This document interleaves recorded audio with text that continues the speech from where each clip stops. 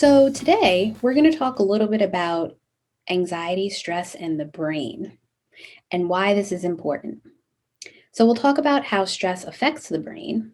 We'll talk a little bit about the brain, how stress affects the brain, and then we'll practice a technique that can help you to feel a little bit more relaxed and calm when you are feeling stressed out. So, when talking about stress, we know that stress is completely normal.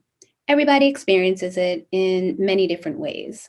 Something that might stress you out may not stress one of your friends out. And stress can be something very small, like when you have a test coming up in class, to something that's pretty big, like moving to a new town or moving to a new state. Those are both stressors. They can be positive and they can be negative. So, a stressor might be trying out for a basketball team and making the team, trying out for the basketball team and not making the team, both stressful, both experience very differently. So, we know that stress is a common everyday part of life. But what happens is sometimes stress can become chronic or continuous, meaning it happens over and over again, or a stressor is there for a long period of time. And what we know is that can be bad for the brain and the body. And so when we're constantly experiencing stress and our brains are on alert or on edge, our body's not going to be relaxed. And sometimes we might have physical effects of that stress, meaning we might constantly have headaches or stomach aches. We might be feeling muscle aches due to the amount of stress that we're feeling. So, when thinking about the brain itself, we have the brain stem, which is kind of at the base or the bottom of the brain and connects our spinal cord to the rest of our brain. We have the cerebellum, which is partly part of the brain, which you'll see in your picture, and then the rest of the brain here. The brain has many parts, many functions. As I said, it does a lot. But what we're going to focus on today is a small part of the brain called the amygdala, which is part of the limbic system in the brain. And the limbic system is really what controls our emotional responses. What we're going to focus on is our stress response or fear or fight, flight, or freeze response. So, other parts of the brain are important, such as what we call the prefrontal cortex or the front of our brain, that helps us to think rationally and make good decisions. It helps us to problem solve and logically think about things. The other part of the brain where the amygdala is housed in the limbic system, we call that our emotional brain, or sometimes people refer to it as our reptilian brain or reptile brain because it's so old and it functions more so off of a protective mechanism, right? And so it's there to help us to stay safe in our environments. So, when thinking about the amygdala is kind of a funny word, right? The amygdala stems from a Greek word that means almond. So the amygdala is this almond-shaped mass of cells in our brain, and there's one in each hemisphere, the left hemisphere and the right hemisphere. The amygdala is activated when we're in situations where there's potential threat or danger. So, when you think about yourself maybe playing outside and you're kicking around your soccer ball, the ball goes into the street and you run out into the street, did not see this car that's coming, but you heard the car horn.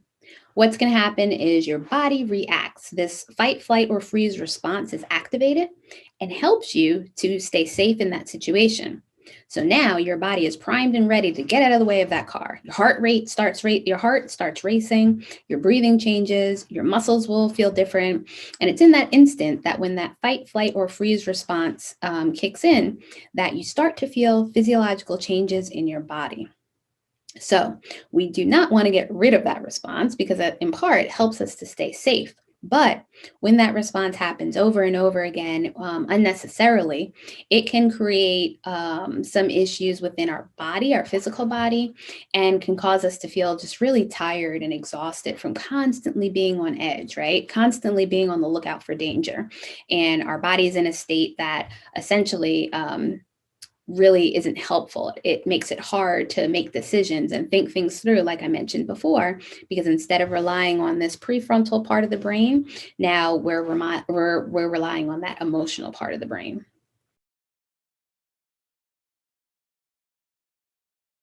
So what I'm going to do is walk you through a guided imagery that you can use on your own as well thinking about your favorite place, maybe someplace that you visited in the past, someplace that you want to go. You can look up pictures on YouTube, on the internet, and so you have a good sense of what it looks like, or videos on YouTube, and then you can do this exercise on your own. But for the time being, take a look at the two pictures that are provided to you and really focus on the colors and the ocean and how vibrant it is.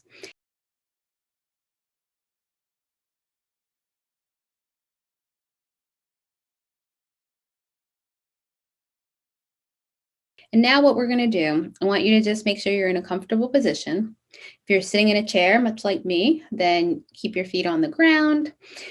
Relax your muscles, your back, your body. Just make sure you're feeling very comfortable in your space. Take a few deep breaths in through the nose,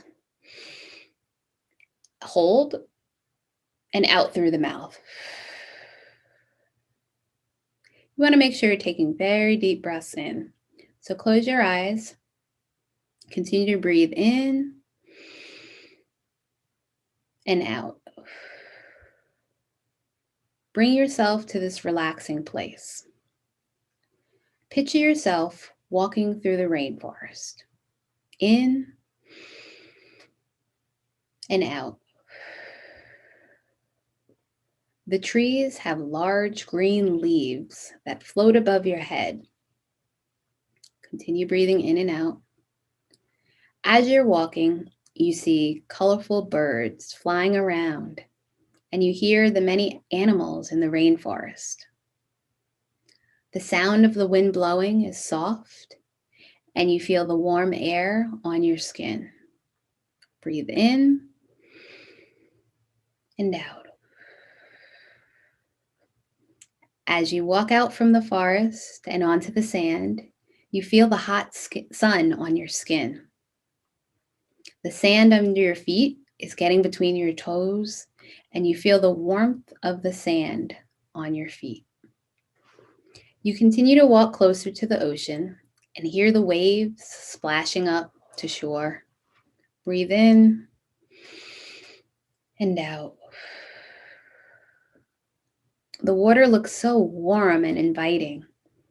And the more you walk, the hotter the sun feels on your head and on your shoulders and on your arms. Do you feel it? Your skin is hot and you're ready to feel the ocean water. You see the bright blue water and many kids splashing around. You hear happy voices as they play, water splashing and birds singing their songs. The colors around you are so vibrant and so bright. When you reach the sand that is wet from the ocean, it starts to stick to your toes, your feet, and around your ankles. The sand seems to be creeping up your legs. You continue to walk towards the water and feel the warm water wash on top of your feet, taking away the sand. The water is crystal clear and smells so fresh. Continue to breathe in and out. This is your happy place. We'll stay here for a while, feeling the warm water splashing up on your feet and on your legs as you walk a little bit further into the ocean, the sun on your shoulders, and the calmness around you. What a beautiful place. So peaceful. Breathe in and out. Your body feels so relaxed as you take in the sounds, the sights, everything around you. Let go of the stress that you're feeling. Relax your muscles. Watch your anxious thoughts float away. The uncomfortable feelings start to dissipate. Now you're just feeling calm and relaxed. A few more deep breaths in and out. Breathe in the peace and the calmness.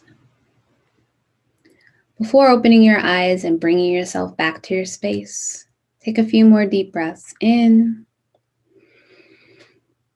and out.